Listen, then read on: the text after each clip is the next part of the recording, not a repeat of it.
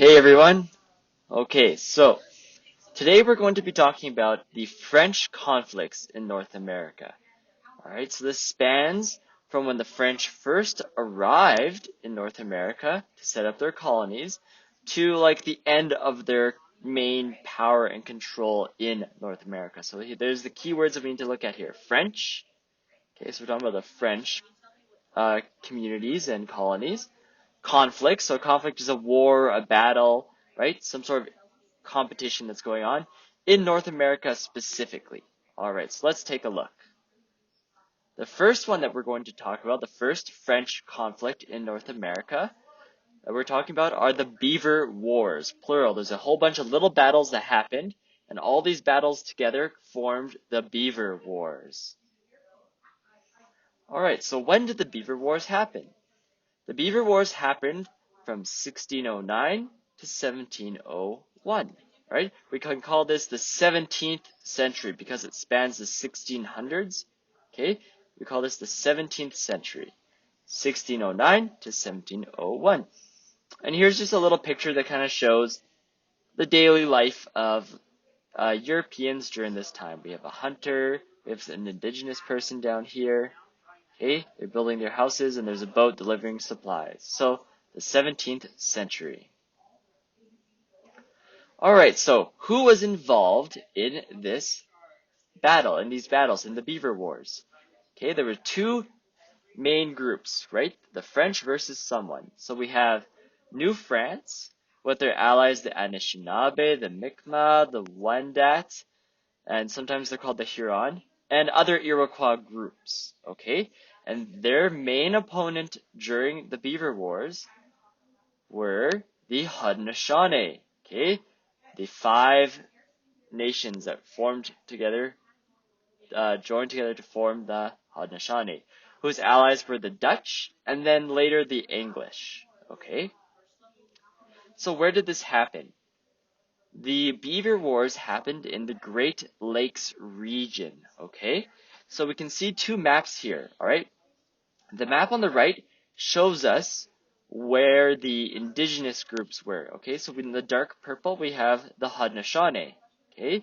The Seneca, Cayuga, Onondaga, Oneida, and the Mohawk formed the Haudenosaunee, okay? And they were battling the French. Here on the left, you can see the territory that the French controlled at this time. All right. Now, back on the map on the right, we see the French allies. We have the Anishinaabe, which is like the dark brown, which includes the Ojibwe, the Potawatomi, Ottawa, the Algonquin. Okay. The Mi'kmaq over here in Acadia. See, that's the French colony of Acadia. And other Iroquois groups, such as the St. Lawrence Iroquois, the Huron, which are sometimes called the Wendat, the Neutral, the Erie, the Susquehannock. Alright, so these groups, the dark brown, the pink, and the green were allied to the French, which are blue on the map on the left.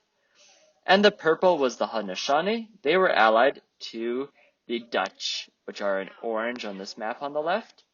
And then later the English, which are in red on this map. Okay?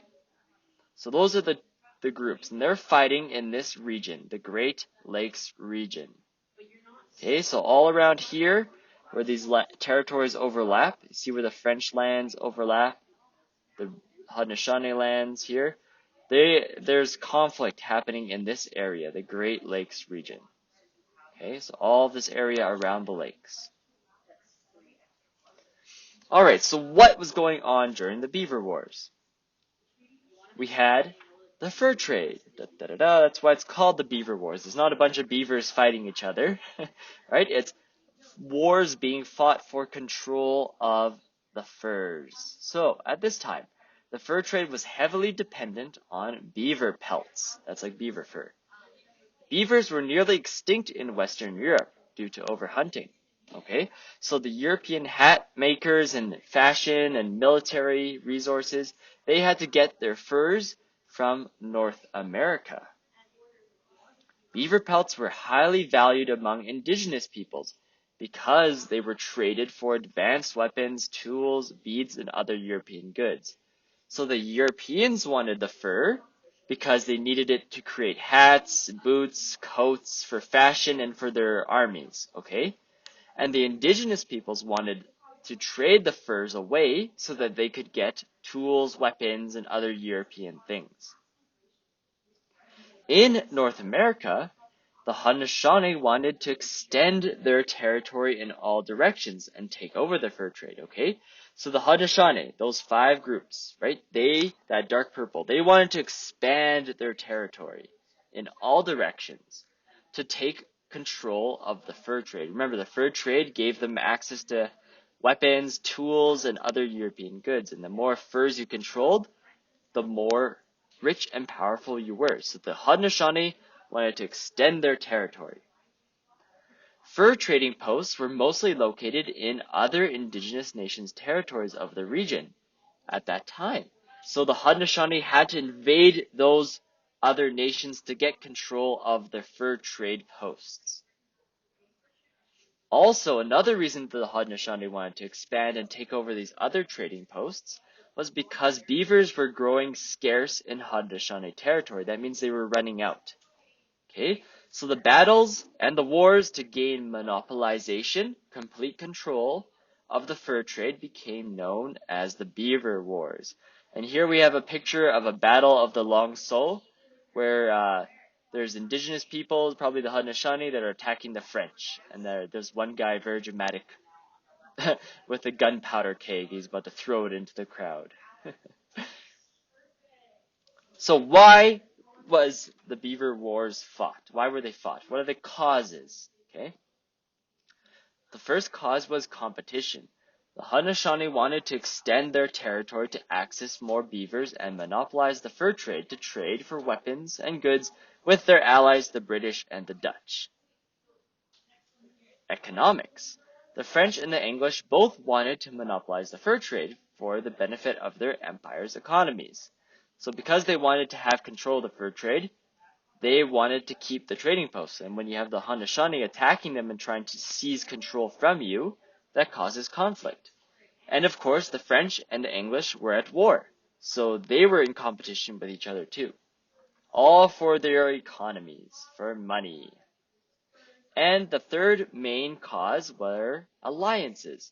So the French had multiple trade alliances with many of the Haudenosaunee indigenous enemies.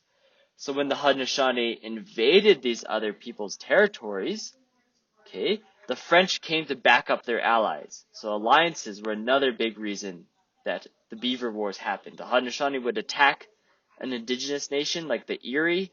The Erie were allied to the French, so the French would get involved into the battle. And vice versa, right? If the French were attacked, they'd call their allies to come back them up. So why are the Beaver Wars important? What are the effects of the Beaver Wars? Well, the first effect or importance of the Beaver Wars is what you learned in grade 6 about the Great Peace of Montreal in 1701. So this peace treaty gave the Haudenosaunee permission to trade freely and to obtain goods from the French at a reduced cost. Okay, so the French and the Haudenosaunee made peace, along with all the indigenous allies. Okay, they said, you know what, enough fighting. Haudenosaunee, we'll stop fighting you, we'll give you a discount to trade with us. Okay, in exchange, the Haudenosaunee pledged to allow French settlement at Detroit. Okay, the French wanted to build the fort of Detroit. The Haudenosaunee kept attacking them, so now they said, okay, you know what, we'll stop attacking you, go ahead and set up your fort there. And they agreed to remain neutral in the event of a war between England and France. Alright? So the treaty assured New France's superiority in dealing with issues related to the region's indigenous nations. Okay? One of the clauses of the peace treaty was that the French would act as the middleman. If there was the one indigenous group, like the Huron or the Wendat, that were arguing with the Haudenosaunee, the French would get involved and they'd be like the negotiators. Okay? It also gave the French freedom to expand their military over the next half century. Okay? If there was no longer any big fighting, they could expand their military without fear of big wars killing all their soldiers. Okay? The second important effect was the displacement of Haudenosaunee enemies. So over these almost 100 years of war, right? From 1609 to 1701. The Haudenosaunee were expanding. Okay, when they were expanding, they pushed other indigenous peoples away from the territory, or they captured them and absorbed it into their own people. So the constant warfare and expansion of the Haudenosaunee caused many indigenous nations to be dispersed or wiped out. This caused the Haudenosaunee to become more powerful and control more land and people. It also caused a mass migration of indigenous refugees to flee into the West, causing conflict and fusion between refugees and the indigenous nations of the West. Okay, so as these indigenous nations escaped from the Haudenosaunee, they went west, and as they went west, they ran into other indigenous nations. Okay, that caused conflict and also caused fusion, where the two groups would kind of meet up and form a new culture or identity. All right. So why do we learn about the Beaver Wars when we're learning about Canadian history? Okay. So we talked about how it established the French peace with indigenous nations. It dispersed a whole bunch of indigenous groups away to the west. And another contribution it has to Canada is that because of the Beaver Wars, the French established themselves as masters of the fur trade and allies to indigenous peoples. Okay? This massive role in the fur trade and this deep connection with indigenous peoples led to the intermarriage of French coureurs de bois and indigenous peoples, which of course led to the creation of the Métis Nation. So that's why the Beaver Wars are important. It moved people around. The French became more powerful in the fur trade. The French made a lot of allies with indigenous nations, and all this mixing of groups together and expansion westward created the Métis Nation. Okay, so now we're going to come to a few questions, all right? So this is the part that you answer questions on the Edpuzzle. So first question was, who was the main opponent of New France during the Beaver Wars? Next question. What was the main reason for the Beaver Wars? When were the Beaver Wars? Where were the Beaver Wars? Where did they happen? Notice that all these questions are who, what, when, where, why, etc. Why were the Beaver Wars caused?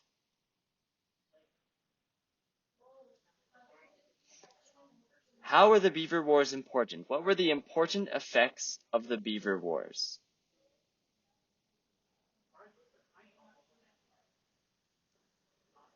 How did the Beaver Wars contribute to Canada?